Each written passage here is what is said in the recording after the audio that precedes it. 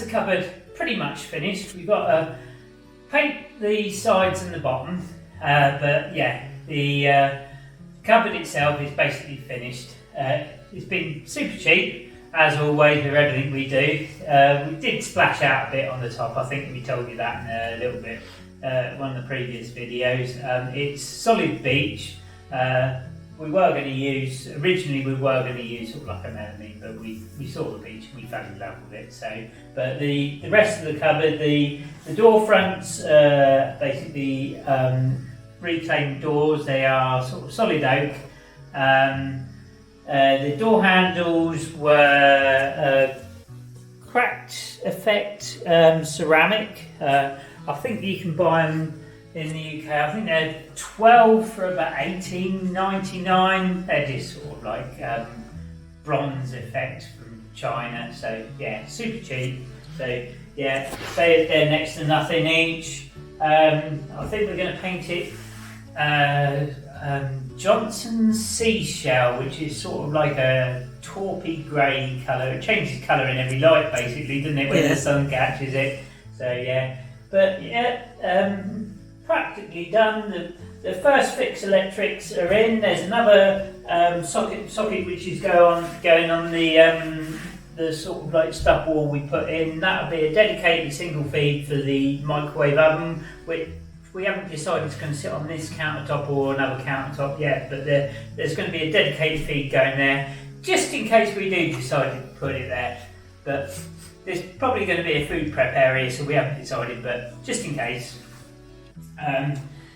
Yeah, so pretty much practically done. The door is a horrible sort of yellowy pink colour, which sort of changes colour in again in every light.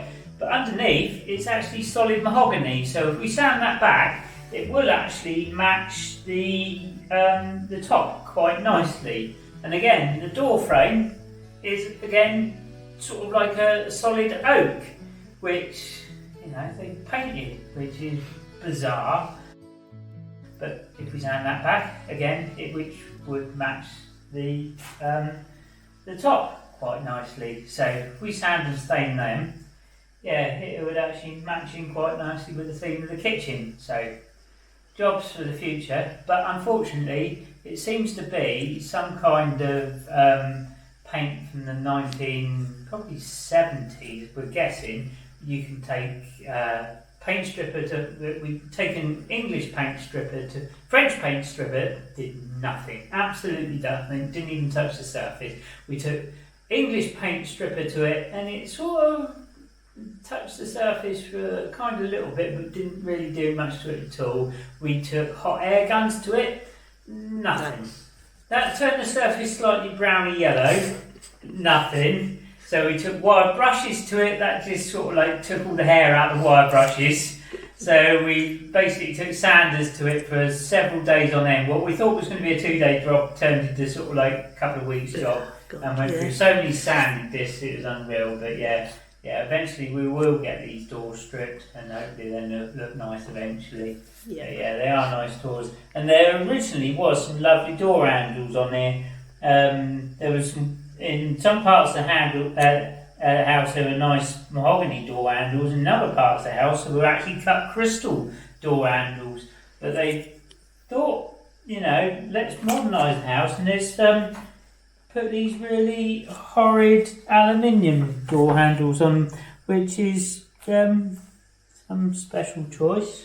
Yeah, not good, are they? Not good. So yeah, we're going to go to Contin and find some matching door handles for the rest of the house, really. So yeah, jobs to do, but yeah, cupboard itself is pretty much done, apart from a bit of painting and stuff like that. So yeah. So that's over to me then, is it? Over to you, my love. Yeah. Quick question for all you out there in social media land. This bit of beech has had 3 coats of Danish oil. This bit has had none. This bit is virtually the same colour as this bit. Basically, the Danish oil just soaks straight into the wood, just sucks it up. So Is there a treatment like OSMO, Liberon, or anything like that that you can put on that doesn't just soak straight into the wood? We want like a natural finish. We don't want like glossy wood or anything like that. We don't want like, you know, total shiny sheen or anything like that. We want a really nice natural finish, you know, that still feels like wood and everything like that to the touch. Because basically the oil, which is, well, this wood is drinking it up. You just put it on, like, it feels a little bit sticky when you put it on, but you come back an hour later and it's gone. Like, there's no sign of any Danish oil whatsoever, it's gone. I mean, how many coats of Danish oil do you have to actually put on before, like, it actually looks like it's been oiled, if you know what I mean? So yeah, what are people doing? That's basically the question. So yeah, Danish oil we know is food safe and everything like that. So that's why we were using Danish oil. But Danish oil is actually quite expensive. So yeah, question is what are people doing, what are they using?